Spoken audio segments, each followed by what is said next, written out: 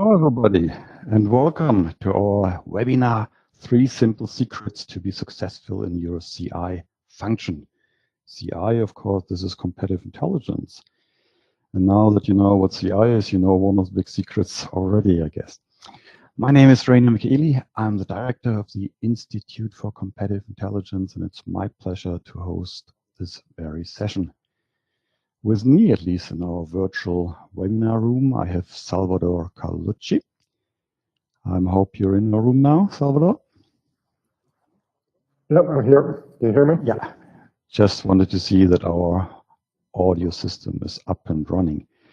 Yeah, it's my pleasure to have Salvador in our webinar session. The Institute for Competitive Intelligence, obviously, if you don't know us, this is all about trainings, workshops, certifications. We're talking about the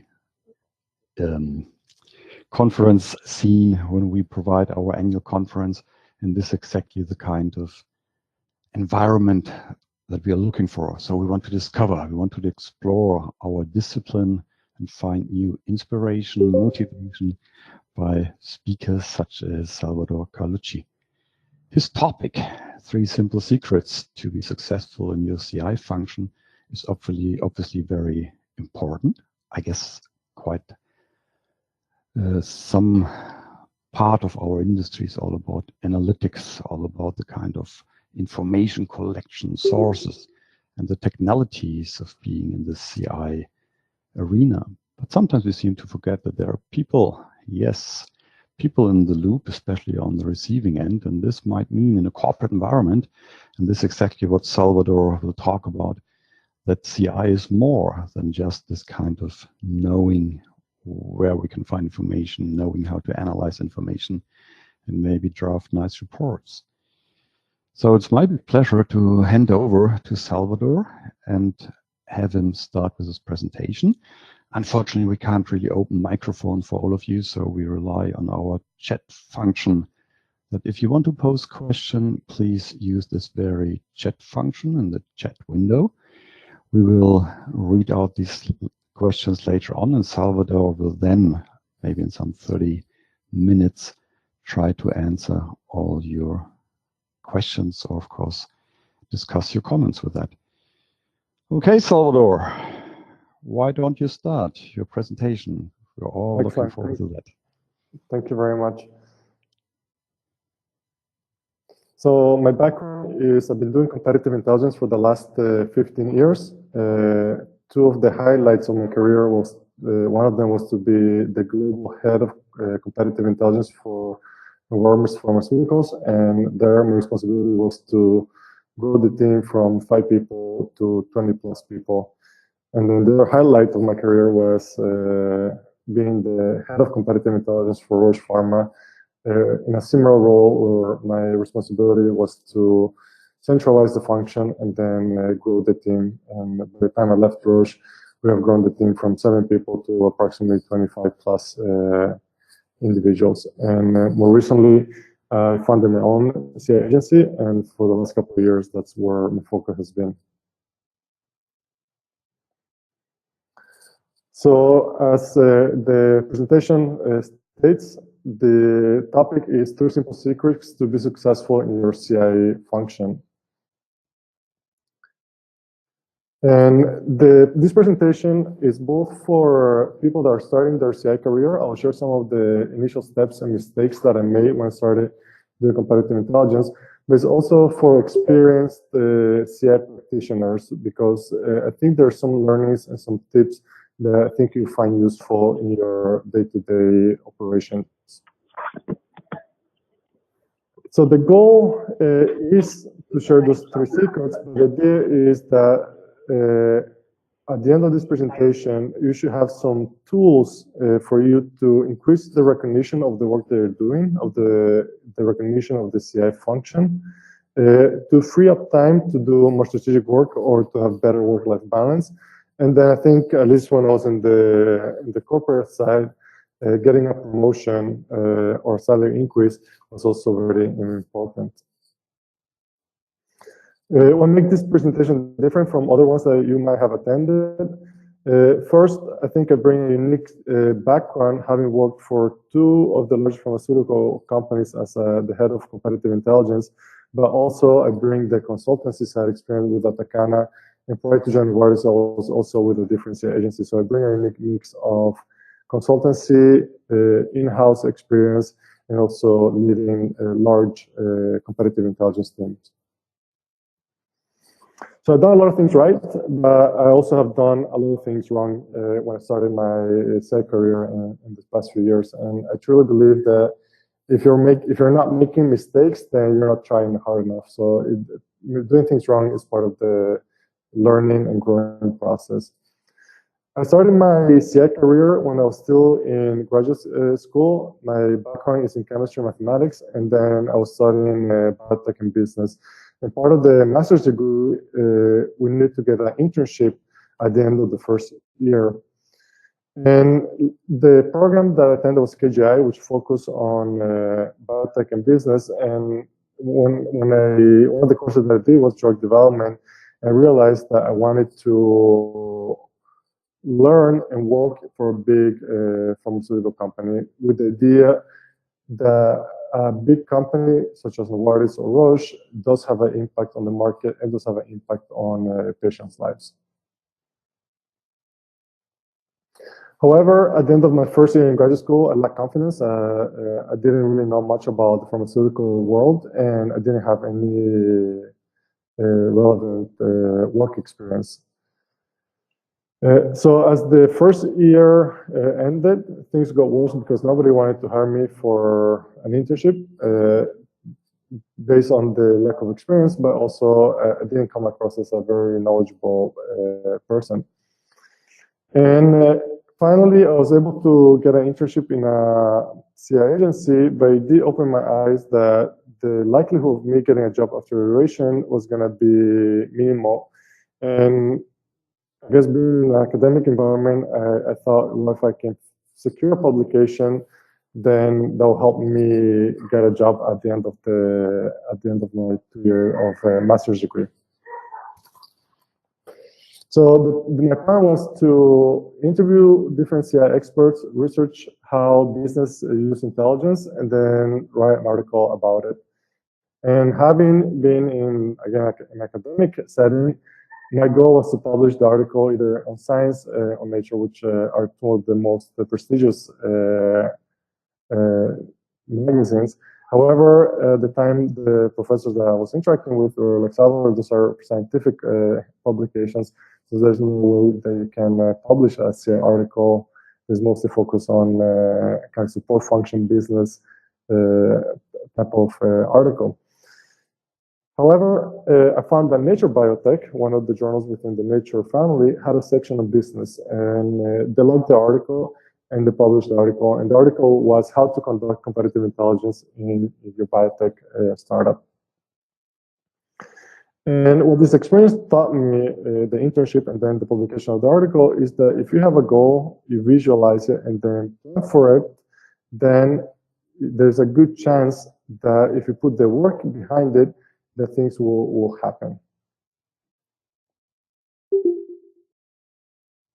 So after doing CI for the last 15 years, I realized that one of the key components is that to be able to do more, you need to have more resources. And the more resources you have, then the more fun you can have. And here's a team building that we did in San Francisco. We rented one of the America's Cup boats.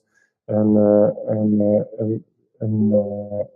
so I think part of the goals of this presentation is also how to identify resources, not only monetary, but also people to help you deliver a higher quality output. So in the next few slides, we're going to share with you the 3 secrets to get what you want, either be time, promotion, or additional resources. And what we're going to be sharing here is that the first one is how to increase the perceived value of competitive intelligence in your organization, how you can deliver actionable intelligence that gets your management's attention, and then how to free up time so you can focus more on strategic work or better work-life balance. So we start with the first one. I joined Novartis after spending a year traveling around Latin America, and part of my trip around Latin America after working on the consultancy side was to increase awareness of the healthcare needs of the developing countries. And having come from a very small company and having spent a year traveling, I had a big aspiration of becoming a CI head or within a big pharma company. However, I came in as an outsider into Novartis because a lot of people working in the global environment were people that have already worked for Novartis at the local affiliate. So there was lack of trust from my stakeholders. And it was the first time that I was working in a multinational corporation. So I didn't understand the culture. I did not understand working in a matrix environment. So the thing I had was my eagerness to learn and to deliver. However, the first month became even more difficult because one thing that did not come across the interviews, but I realized when I joined Novartis, is that CI had low credibility due to wrong intelligence that had cost the company billions of dollars. One of the competitive products have leapfrogged Novartis in the development area, and CI had failed to communicate that to senior management. So not only they had the low credibility, but because of that, they also have pulled a lot of the budget to do primary research or to outsource some of the work that we were doing.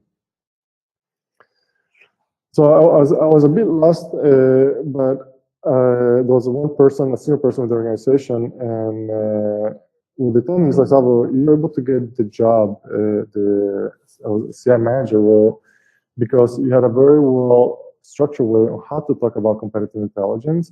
And what you need to do is to really educate the stakeholders on what is competitive intelligence, what is the system that creates value within competitive intelligence, what are those activities, and then help them understand how these activities help minimize risk, maximize opportunities, and impact strategy. And a lot of the initial work that I did was to create a 3-slide deck where we had the CF process that you see in this slide here. And there's different variation for that, but I think it's important to have those different activities outlined and make sure that the stakeholders understand that. And then have a kind of a vision, mission, that incorporate this idea of minimizing risk, maximizing opportunity, and impact and strategy. And by educating the stakeholders, then they really understood how CI could play a role within their organization or within their product strategy or within their business unit. So how did I educate the stakeholders? Well, coming from the agency side, I used the same elicitation techniques that I've done to gather intelligence. So smiling, making sure that the conversations were win-win, and making sure that I did enough research on each person so I could talk about different topics of interest to them.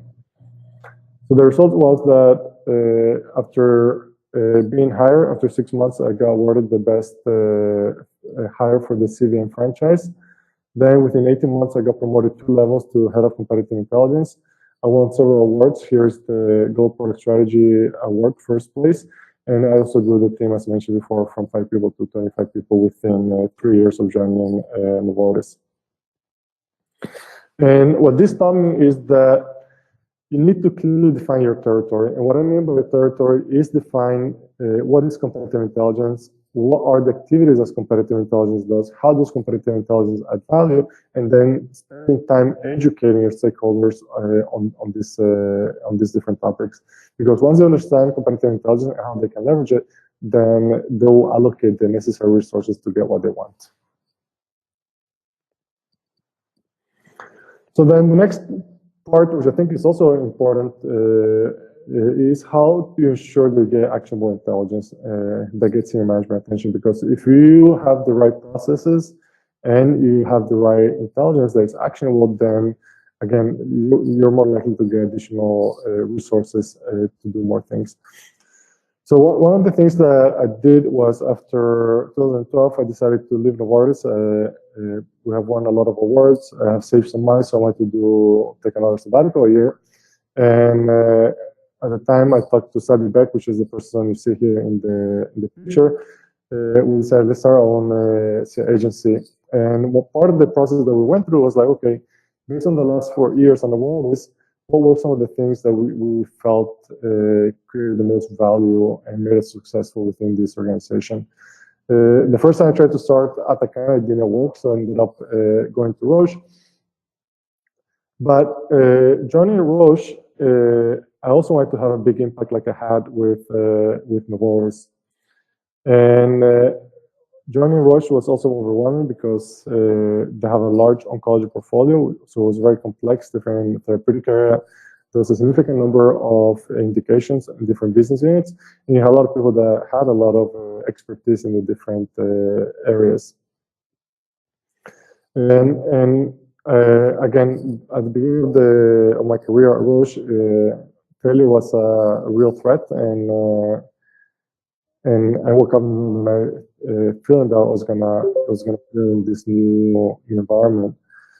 However, I went back to the initial conversation that I showed the slide with Sabi, where we tried to understand what were some of the things that we did that had a big impact. And one of the things that we focused a lot was on the intelligence requirements, which is the first part on the CI process, or at least the first part of my CI process. And the intelligence requirements, I think, is probably the most important part of competitive intelligence, ensuring that you get actionable intelligence. Because first, the development of the intelligence requirements allows you to have multiple conversations with different stakeholders and really understand what are the hot points, the issues, the challenges, what's keeping people awake at night. And if you do that correctly, then it ensures that you're bringing alignment across multiple functions, and you really start to understand what are the challenges the organization is facing. Also, the intelligence requirements are important because if you ensure that you ask the question, why is the stakeholder asking that question? And if you get the answer, what action they're going to take based on that, then that helps you filter also the question on where you should be focusing, because you only should be working on questions that you know that the stakeholder or the client is going to be taking action eventually. And also the question should be, as I mentioned before, should be future looking. It should be on events that you know that's going to have an impact on the forecast. So if you keep this in mind, that you can have this role as a facilitator to align people around the common issues that the company is facing, ensuring that the questions that they're asking are really connected to the company strategy or decision that the company is going to be making, and also you're focusing on events that have an impact on the focus, then you ensure you have actionable intelligence. So focusing on that, again, I was able to increase the resources that we had at Roche. As mentioned before, we had 7 people when I joined, and as you can see in this picture, this is after less than 2 years, we got almost additional 15 headcounts to grow the team. And the key success factor there was to really have impact by focusing on asking the right question. And of course, educating the stakeholders on what is the process of competitive intelligence, and then how the CA adds value. But I think within Roche, since they already have a small function internally, then I was really focusing on the impact of CA, and the way we were able to do that was really making sure they were asking the right question, with the key intelligent questions, the most relevant ones for the organization. Okay, so the third secret is how to free up time so you can focus on more strategic work. And I'll share here a story from Sabi that I briefly introduced to you in the previous one. And Sabi has been working with me both on the consultancy side, then he joined Novartis, he was one of my direct reports, and then he also joined Roche. And he had already some success in Roche, and in 2016, he got additional budget and additional headcounts to grow his team, and this is the team that he was managing at Roche. And his goal for 2016 was to make sure that his team was also successful and to have a bigger impact on the franchise strategy. He was focusing on the hematology franchise, and he wanted to make sure that he had a big impact there. However, as you get more successful, you'll see that you start getting even more requests and more emails, and the workloads are becoming an issue across, not only for him, but across the team, because now you have a lot of products that are in early stage of development saying we also need competitive intelligence. And the key question for him was, how do we avoid burnout, especially in a corporate environment where there's a lot of stakeholders, or there's a lot of senior people asking for additional intelligence? The problem becomes even more aggravated when he asked one of the disease area directors that he made a budget if he wanted to do the work done. And I think there's a misconception in a lot of big organizations that they think that CI is free, or they just press a button and you get a CI report back. People do not understand, again, this whole idea on what is involved, all different activities involved with competitive intelligence.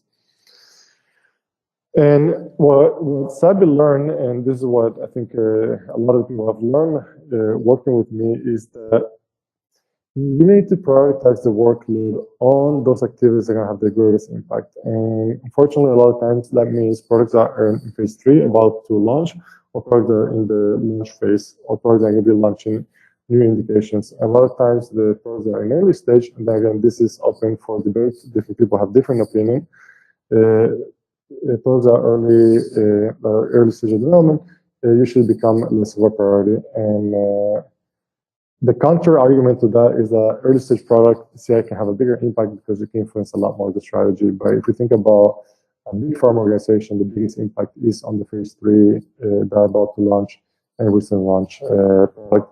So that's how we focused the workload of the people, was focusing on the big impact project. And then was to really listen to the different stakeholders, but capture all those intelligence requirements into what we call a CI plan. And the CI plan will be updated and really educate the stakeholders that if they wanted to get CI, then they need to pay to play. And then that were the skill sets of delegating and ensuring people are educated that if they want to get competitive intelligence, they needed to pay became very important. So not everybody was expecting to pay to play. However, it worked in getting transparency and there were level of support for the franchise. So there's always going to be that push back from the stakeholders saying that they don't want to pay, that you have enough resources. But I think as you educate them and you provide transparency on all the activities that are involved to get the intelligence they require, then usually the organization will put the budget if they think is necessary to get that information. So sadly, by providing the focus to the new team, the team became effective very quickly, and he was awarded the People Award for the year 2016. And what this gives Sabi was a lot more confidence because by applying the system, by focusing on education, focusing on facilitating the key intelligence requirements and delegating work, then his whole team was able to get a promotion and the next desired role. So to summarize, one is to understand how you communicate about competitive intelligence and really show the value of CI. And the way that I have been successful doing that has been through the CI process, defining the activities, explaining how these different activities fit together to add value, and then educating the stakeholders in the organization on why competitive intelligence is important and how competitive intelligence is done. Then the second secret is having that impact, and the biggest impact you can have is defining the right key intelligence requirements. And a lot of people mention when we talk about what creates most impact, is the intelligence requirements or is it the analysis or the implication?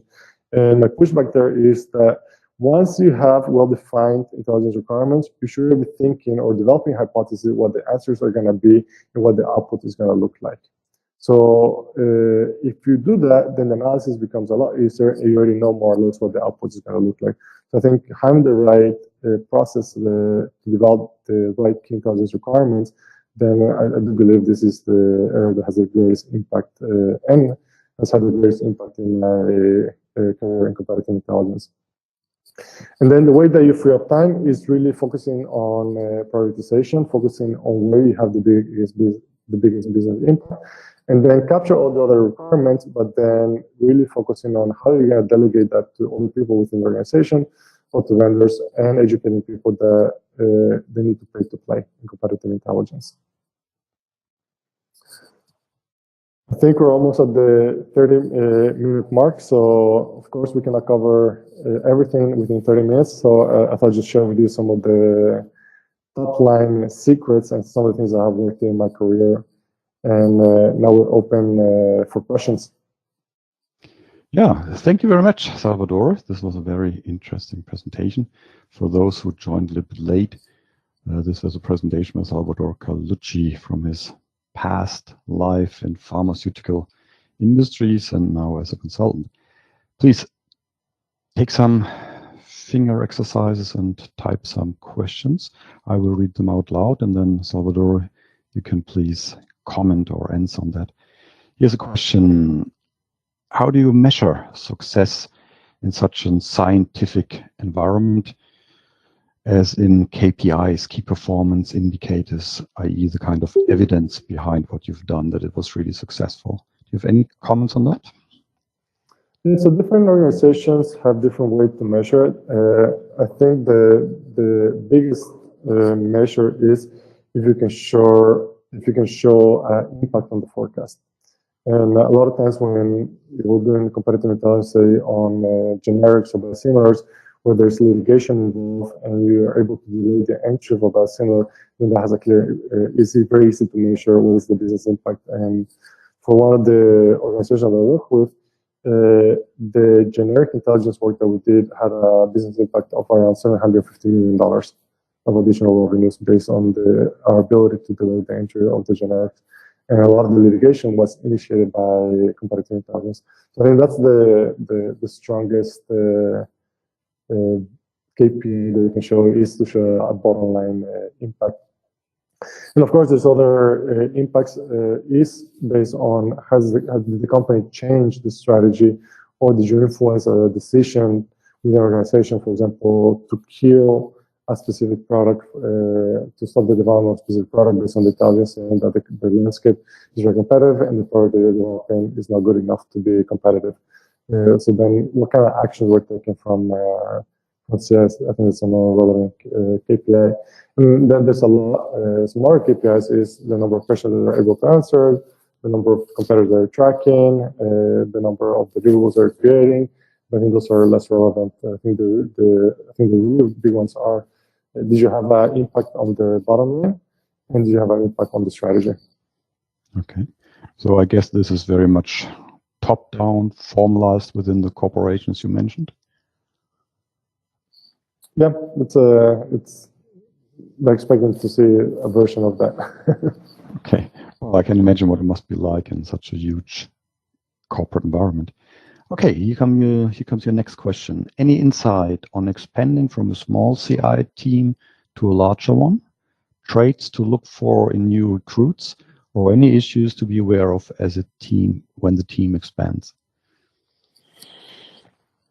I think as the team expands, I think even prior to expanding the team, I think it's very important to understand and develop kind of the job profiles and the roles and responsibilities. So it's not adding people just for the sake of adding people, but it's really understanding what they're going to be working on, what are the activities they're going to be working on, and then what is the right background that these people should have to have an impact. And what I found is that it's always good, especially on the client side, it's always good to have a mix of background, have a diversified team, so people that have a strong set background that come maybe from a CI agency, but then also having people that come maybe from an insights function or from a consulting background, or people that maybe come from different parts of the organization. So I think that's the key thing, is really planning ahead on how you're going to be using these resources, what they're going to be focusing on. That way, when they join the team, they already have the work cut out, and they know exactly what to focus from the beginning. Okay. If I can add to this question, do you have a special, or did your employers in these days had a special training or career planning program for CI specialists? Yeah, so when we have a large team with 20 plus people, they have different, you can have a career path in CI, right? You go from CI manager, you go to people manager, and you go to people's manager. So you have that growth within the organization, because one, from a leadership point of view, you can increase your leadership responsibilities by starting to manage people or managing managers. But also there's flexibility moving from different business units, focusing maybe business units that are early stage to business that are late stage. And then, of course, then there's like working with human resources to developing the career path to move outside of CI. And that one can be a little bit more tricky because a lot of it, that also depends on the background of the individual. Okay. Yeah, next question. You mentioned quite some success as well as failures in your career. Can you provide some examples, some anecdotes from your CI life along these lines of success and failures? For success and? Failures, so where you messed up or where you had some problems. So I think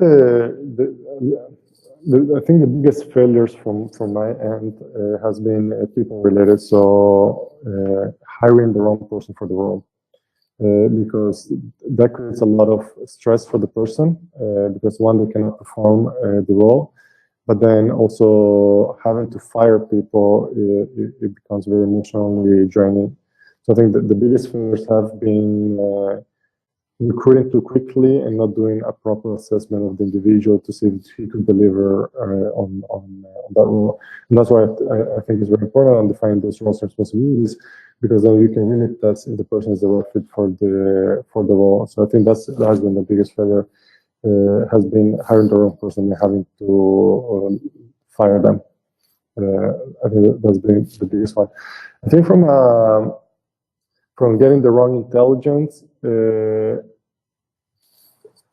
or trying to be too strong on the intelligence, that has also happened early on my career.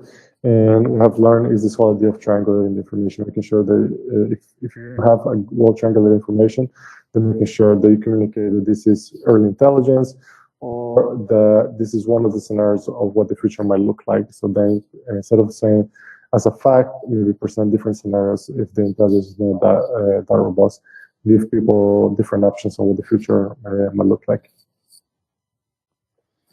Okay, fair enough. Next question for you, Salvador. Which formats did you use to spread the word of CI within your organizations?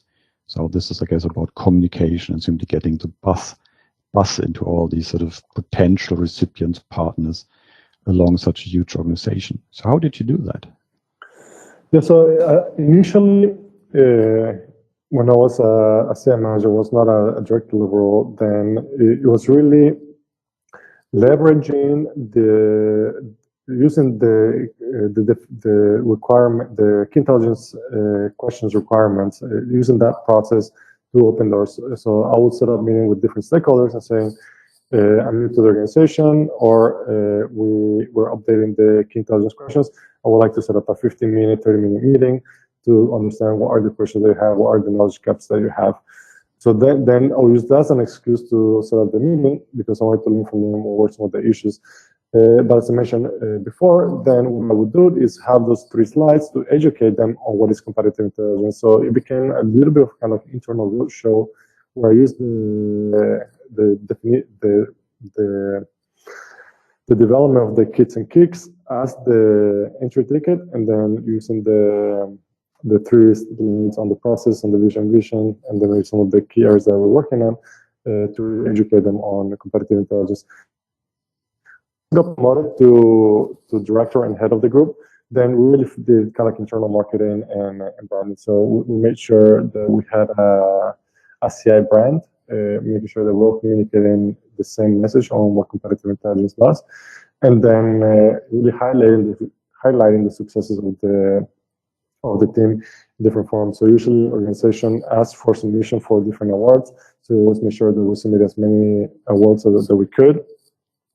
Every time we got a good feedback, we shared the feedback with different stakeholders. So it was really the education piece, as mentioned before, and then really highlighting and sharing the successes that the team was having across the organization. And the organization, sometimes the politics play a role, and some things were not happy with how aggressive we were with our branding and communication of our successes. But then again, we were able to get a lot of the awards for the team doing that. Okay, that's been a pretty tough answer. So, good old roadshow. Must have been quite some hours walking floors, right? Yeah. Okay, here's the next one. How did you leverage all the knowledge within your own organization? Did you set up a community of practice, or how did you achieve this kind of knowing what the other side knows? Yeah, so we will have the internal network, and we developed kind of a little internal program on how to do the internal network. And what we found out is that everybody's interested in competitive intelligence. So if you're talking to, say, to the field force, the sales reps, or the MSLs, you don't want to try to get everyone. But what you need to do is maybe find one or two individuals at a country level, or one or two individuals in each one of the functions that you make them part of the intelligence gathering, part of the intelligence analysis, and then provide some basic training on what is competitive intelligence, what is elicitation techniques, what are some of the kits and kicks that the organization is working on, and then really cultivating those relationships. And there are people within the organization that are very CI savvy, even if they don't have a CI background. They're very competitive from that point of view.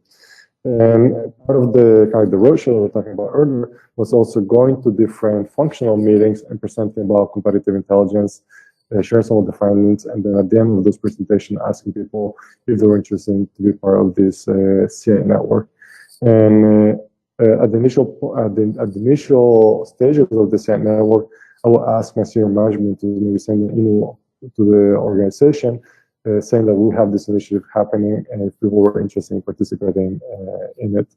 And we were able to slowly, year by year, grow that network. And usually what we'll do then, when we go to conferences, if everyone was going, we'll rent out a room and then have kind of daily debrief to share what's happening at the conference between this network, but also do a little bit of those personal connections and having those face-to-face meetings and talk about the internal CI network. Okay. We're getting pretty much close to the end now, so anybody who wants to ask some questions, please do it now. The last one I have in my stack here is about advanced analytical formats such as wargaming scenarios. Did you use them? What is your feedback? What is your experience with these formats in such a huge organization? I think they're very valuable, and especially I think that the competitive simulations, the strategic or the scenario planning type of workshop, I think they're very useful to really turn intelligence into actions. Because then you have a cross-functional team in your room looking at intelligence, discussing intelligence, and then right there on the spot, they need to decide what are the activities that they're going to be doing from a different functional point of view, and creates a little bit of accountability within each other to take action on the intelligence. So definitely a lot of value. We have done workshops at a global level. We did workshops global and the different countries.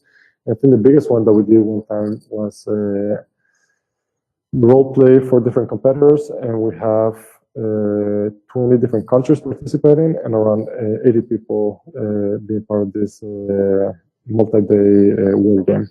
And we got a lot of recognition and awards based on that war game, because then the whole product team at global and local level was pretty much aligned on how they needed to blunt the competitor launch. Okay, that's pretty impressive numbers that you just mentioned. Yeah, I think we're pretty much at the end of our webinar now. Could you click to the final slide, please? So this is now for me to thank everybody for attending, and of course to thank our presenter, Salvador Carlucci, for his interesting presentation. If you're interested to check out our webinar section, so just go to our website. There's an Insight Center where you can find all the archived webinars, and this one, the one we're now live into that, will be there in a few days as well. If you're interested in some certification programs from our institute, here you see some dates: March, Paris, June, London, and for the German crowd, it's in January, March that we start with our fundamental workshops as well. And of course, if you're interested in presentation, in case studies, in practitioners, as well as in a lot of networking, please join us in Luxembourg. That's May 7th to 10th, when we have our 11th International Competitive and Market Intelligence Conference. Thank you. Enjoy your evening, afternoon, morning, wherever you are, and I hope to see and hear from you soon. Bye-bye.